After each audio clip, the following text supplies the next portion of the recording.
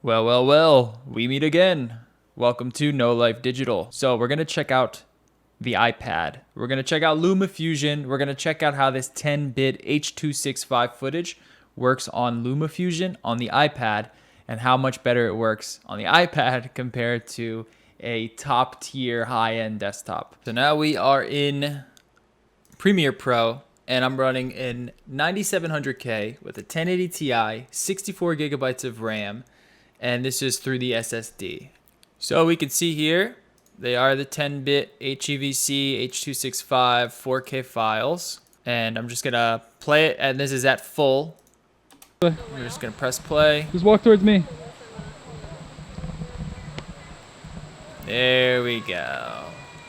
And as you can see, Okay, you're walking like not a very woman. fun time. Not a very fun notice time that? at all. I did. And it only gets worse from here. My computer fans start to roar. Press play on this one. I mean, there we go. I know, This is what the how the hell? editing experience is on this computer here with 10-bit. It's unusable. You have to make proxies with it. If I go into the timeline, it's the same thing here. I'm running through the timeline, dropping frames. I'm basically completely useless. So that's what you're working with if you don't have hardware encoding for the HEVC H.265 file. That's what it is. And that's why getting something like a Ninja helps, because you get all of that data, but you get it in ProRes, which helps you. ProRes runs beautifully on both Windows and Mac. It's an excellent file.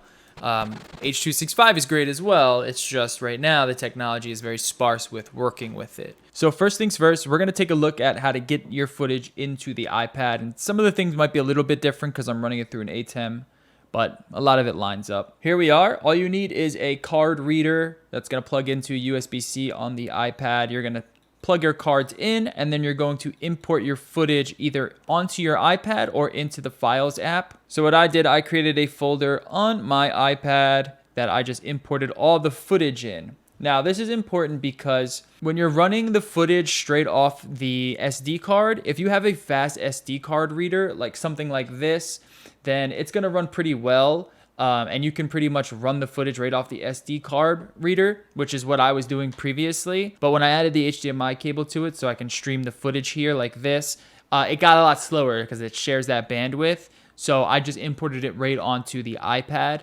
It's up to you however you want to do it. You can use any external SSD. I mean, now that they've unlocked the files on the iPad or iOS, then it's a lot more easier now. So I just did it right onto my iPad, which is probably the fastest method here. Then we're going to open Lumafusion, which is possibly the best app right now for video production, video editing. Lumafusion on the iPad, iOS has got it down pat. And then you're going to make a project. So let's delete this one. Let's just make a new project here. We're just gonna add a project, 2997, landscape, looks good. Let's add that. Now we've added a new project. Say this video folder here, which is where I have all my files at, isn't here. Then all you have to do is just link it. So you click add link to folder, which is this button here. You find whatever the folder is, and then you can add it that way. And that's how you get it. And that's how you have all of your files loaded into your project. Running it through the iPad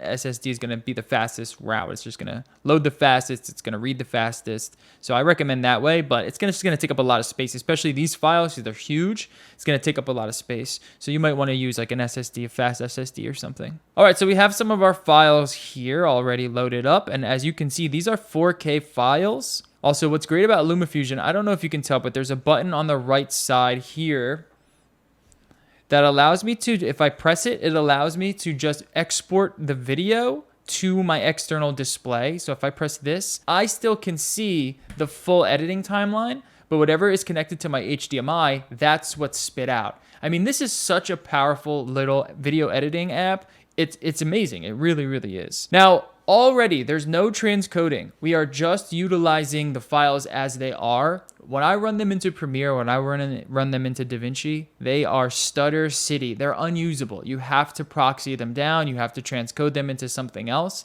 That is not the case with the iPad. So as we can see, these are just the files as they are, the 4K files. This is 30 frames per second. And I can just scrub right through them. This is all 10-bit H.265. If I play it back, it's pretty much native. I mean, you're barely getting any drop frames here. And then look, I can even export it like that. Look at that. That's native H.265 4K. It's insane, man. It really is. It's Having so fun, cool. boy?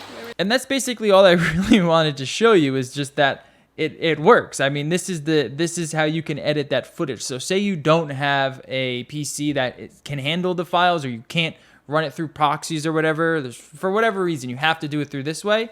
It is doable.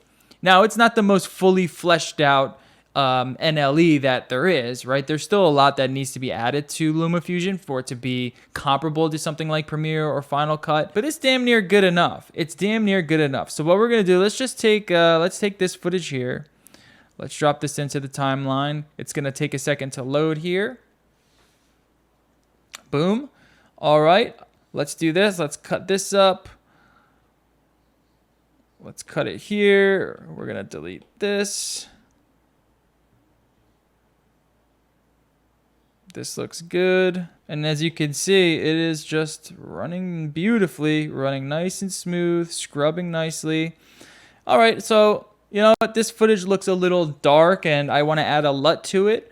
Well, you can do that with Lumafusion. So I press that little button there. Here's my LUT packs. I already added my Canon log 709 LUT. I just dropped that on top and boom, there we go. And then if I want to, fix up the colors a little bit, I can. This is where Lumafusion could use a little bit of work, is with their, their color curves and stuff. They don't really have any color curves or any Luma curves. You can have some levels and brightness adjustments, but it's nothing too crazy. So let's just bring up some of bring down the highlights a little bit. I guess we can go like this. Let's see, how does that look? Yeah. Having fun, boy? I mean, this is on the iPad, right? My desktop can't do this. It's pretty nutty. It's pretty fucking nutty. Let's add a little bit of vibrance color to it, I guess. Boom, that looks good. Let's drop it back out. There we go. Let's do the same to this file here.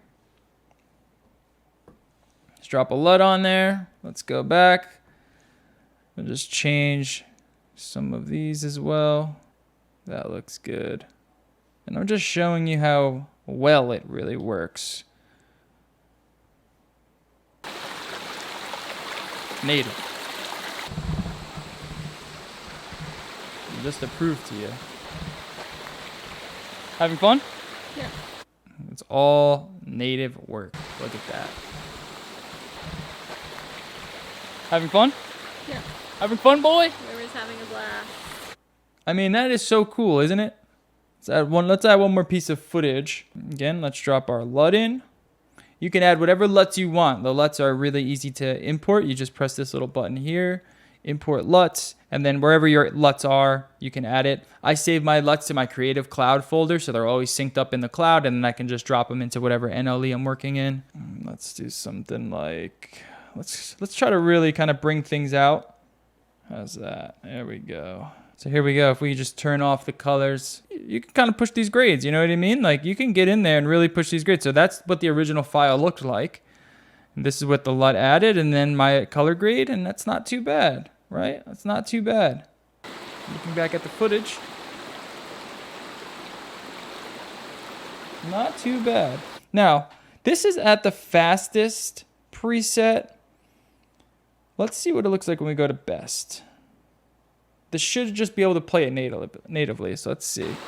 Yeah, that's a native 4K right there. H.265, 10-bit. Let's just pull this back a little bit. Let's get the external monitor going. Press play. Native 4K through the HDMI, through the USB-C port on the iPad. 10-bit. With the color grade on top. And there's no dropped frames. I mean, we are really living in a time of creativity. This is really fucking cool, huh? It looks great. This is really cool. Now, unfortunately, because I'm using the A10 Mini, we are not going to be, I'm not gonna be able to upload this in 4K, so you're not gonna get like the full experience from it, but you kind of get the point. I mean, you can see here in the files that it's 4K and it's running beautifully. I think really what this spells is just, you know, what the future is for Apple products, or the Apple silicone once it comes out in the future, how it's going to affect a lot of the H.265 processing, the HEVC processing, all that other stuff. It's going to be a lot more smooth on the Apple software because Windows currently isn't really supporting much on that side, just at least not yet. We still want to see what AMD is doing, of course, what NVIDIA is doing on this front. I don't think this generation is going to match what we're seeing on the Apple silicon, but I think they're going to start to really kind of edge towards that stuff because it really is pretty insane that you can just, you know, edit some really heavy 4K files natively 10-bit and color grade them. And it doesn't even skip a beat. This is passively cooled. It is eating into my battery, but it's passively cooled. You know, there's really nothing wrong with this entire setup, and I think that's really fucking rad. So that's pretty much it for this video. If you did like it, please leave a like and also subscribe if you want to see more videos like this. And don't forget to head over to my Twitter at NoLifeDigital. All right, I'll catch y'all later. Peace, peace.